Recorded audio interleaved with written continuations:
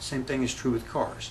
There's a tremendous amount of information available about cars, makes and models, ages, the condition, the retail value, the cash value, the trade-in value, the dealer price that would be sold, the private sale price. All of these kinds of pieces of information are available based upon the age and the mileage and the condition of the car.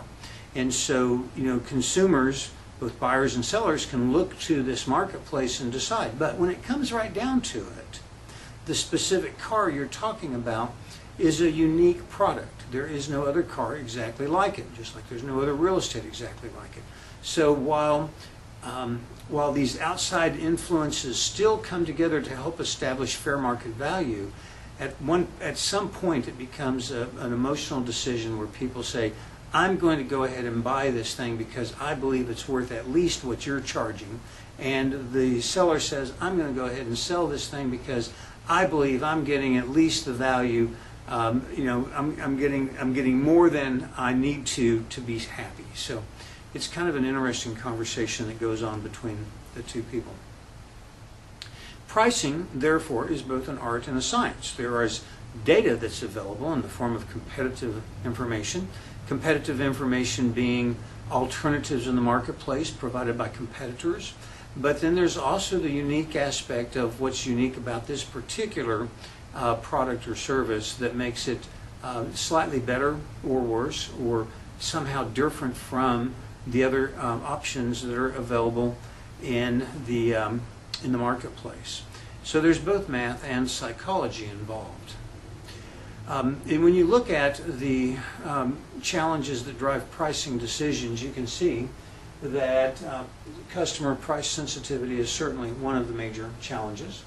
The degree to which your competitors are going to respond or how aggressive they're going to be in their pricing decision, the degree to which consumers can easily see the alternatives that are available and how they're priced, as well as the image that your brand projects. Price does convey an image. If you underprice something, it conveys an image that maybe you don't perceive it to be worth as much as the consumer might perceive it to be worth as the bottom line is that people don't always ascribe a value based upon some sort of intrinsic functionality. Think about a pen, a Mont Blanc pen versus a Bic pen. A Bic pen costs $1 and a Mont Blanc costs $40. So what would you rather write with? Well, the Mont Blanc is going to do it's going to maybe feel a little better in your hand, but fundamentally the Mont Blanc and the Bic are both going to put ink down on paper. So the functionality is not the thing that's driving the price. There's the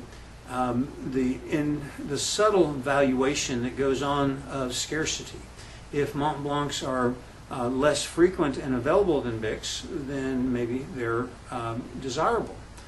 There's a lot of different things that go into the calculation of price relative to image. You really do have to understand the psychology of the target audience that you're after.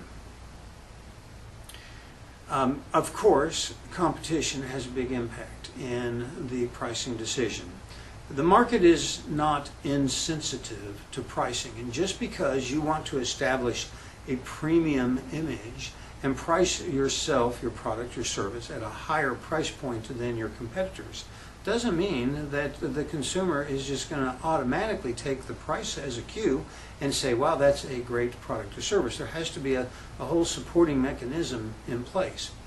But you do need to think about your competition.